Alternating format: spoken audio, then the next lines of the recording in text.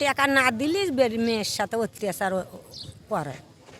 এখন কি হয়ে যায়, এখন তাকে মারে ফেলাছে, এটা তো আমি আর খুব বলতে পারিনি। আমি আমার মেয়ের বিচার চাই, এটাই আমার অনুরোধ। বাংলাদেশের মানুষের কাছে আমি বিচার চাবো যে আমার বোনের মতো মৃত্যু যেন আর কারো না হয়।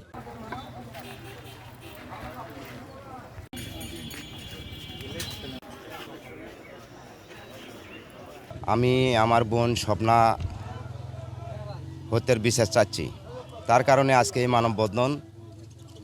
তাই আমার দুঃখের বিষয়, পৃথিবীর বিচার বলতে কোনো জিনিস দেখিনি আমি।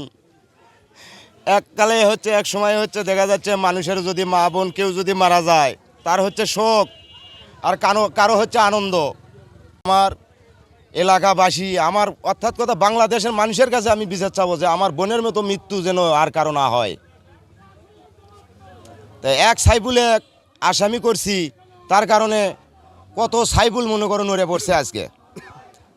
কিসের এত লোভ আর কিসের এত তার কারণে আজকে এত কিছু হচ্ছে। আমাকে হুমকি দেয়, আমাকে ঠেঙ্গো দিয়ে মারে, আমাকে হয়তো গ্রাম ছাড়া করবো।